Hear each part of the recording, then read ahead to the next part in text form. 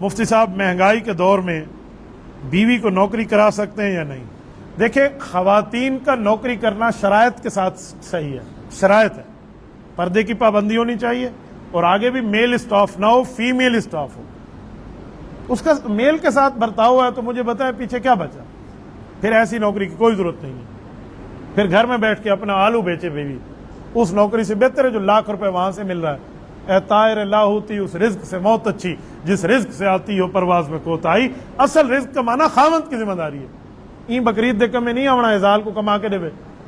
لیکن اگر پھر بھی بیوی کی نوکری ہے تو زیادہ سے زیادہ اسکول، لڑکیوں کے اسکول میں استانی کی حد تک تو گنجائش ہے، ورنہ باقی نوکریوں کے معاملات میں آپ کو ریکمینڈ نہیں کر سکتا۔ میں اللہ کے گھر میں بیٹھا ہوں، مسجد میں بیٹھا ہوں، محراب میں بیٹھا ہوں، میں جھوٹ بولوں اللہ لعنت بھیجے۔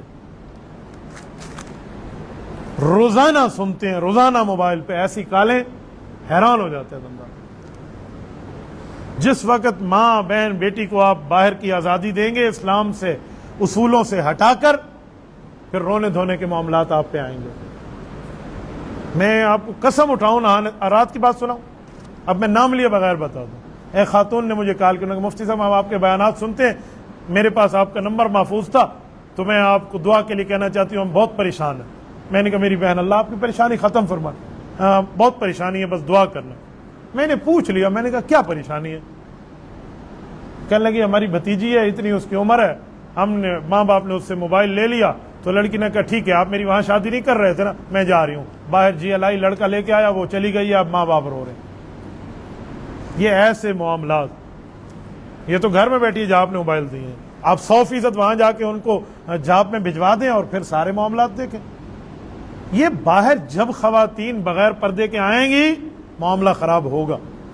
عطا اللہ شاہ بخاری رحمۃ اللہ علیہ بیٹھے تھے، ایک شخص نے آ کر کہا کہ حضرت مرد اور عورت دونوں پہیے ہیں، گاڑی کے دونوں پہیے ہیں، یہ برابر جائیں گے، نہ کمتر ہے نہ حاوی ہے، عورت کا حق مساوی ہے۔ حالانکہ عورت کا حق مساوی نہیں ہے، مرد کا حق ڈبل ہے۔ وہ کہہ رہا تھا عورت کا حق مساوی ہے، تو حضرت بخاری نے فرمایا مرد اور عورت پہیے ضرور ہیں پر سائیکل کے، ایک آگے ایک پیچھے۔ تو اس نے کہا نہیں حضرت خواتین کو بھی باہر آنا چاہیے۔ حضرت نے کہا تو ایسے نہیں سمجھے گا۔ 2 آنے جیب سے نکالے اور کہا میرا ایک لیمو تو لے آؤ، لیمو کھانے کو جی کرتا ہے۔ اس نے کہا حضرت لیمو لے آتا ہوں مسئلہ بتا دیں۔ کہا پہلے لیمو کھا لوں گا پھر مسئلہ بتاؤں۔ انہوں نے کہا ٹھیک ہے۔ نیچے گیا، آنے 2 آنے کے 1-2 لیمو خریدے اور لیمو آ کے دیا۔ حضرت نے چھری اٹھائی، لیمو کو بڑے انداز سے کاٹا، کاٹنے کے بعد 2 حصے کیا اور اس کے اوپر نمک چھڑکا، نمک چھڑک کے اسے مزے مزے سے چوسنے لگے۔ اب ظاہری بات ہے کسی کے سامنے لیمو آپ چوسیں تو دوسرے کے منہ میں پانی آنا یقینی ہے۔ وہ سی کر رہا ہے سامنے والا نا، وہ سمجھا ادھا میکوڈیسن، حضرت مولانا سارا کھا گئے اور وہ سی کر رہا ہے۔ لیمو جب پورا ہو گیا تو اس نے کہا حضرت مسئلہ، اس نے کہا 1 منٹ، ایک سوال کا جواب دے، پیسے کس کے تھے؟ کہا جی آپ کے تھے۔ کہا پیسے میرے، منگوایا لیمو میں نے، لیمو میرا، کاٹا میں نے، نمک میں نے لگایا، کھایا میں نے، تیرے منہ میں پانی کیوں آیا؟ انہوں نے کہا لیمو سامنے کھائیں گے تو پانی آئے گا۔ کا سوال کا جواب مل گیا۔ بے پردہ عورت کو باہر نکالو گے تو زنا کے دروازے کھلیں گے۔ انہوں نے کہا جی مجھے سمجھ آ گیا۔ آج بے پردگی عام ہے، میں تو بہت حیران ہوں۔ بے پردگی آج کل ایک اور بڑھ گئی، ڈیجیٹل بے پردگی آ گئی ہے۔ گھر کی بے پردگی تو چھوٹ گئی ہے، آج کل بیوی کو دکھاؤ اور پیسے کماؤ۔ آج کل یہ دیوسی آ گئی ہے۔ رسول اللہ صلی اللہ علیہ وسلم نے فرمایا دیوس کو جنت نہیں ملے گی۔ پوچھا گیا رسول اللہ دیوس کون ہے؟ فرمایا جو ماں بہن بیٹی بیوی کی کمائی کھاتا ہے، کمائی غلط کام کی کمائی۔ میں عام حلال تنخواہ کی بات نہیں کر رہا۔ یہ کیا چیز ہے اور کیسے لعنتی معاشرے میں ہم پہنچ گئے ہیں یار۔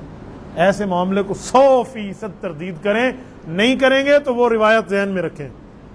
جبرائیل امین نے کہا یا اللہ آپ مجھے عذاب کے لیے بھیج رہے ہیں، اس قوم پہ عذاب دوں، ساری قوم عذاب کے قابل ہے، لیکن وہ شخص روزانہ سر سجدے میں دن رات رکھ کے آپ سے مانگتا ہے، اس کو بھی عذاب دے دوں، وہ اسی بستی میں رہتا ہے۔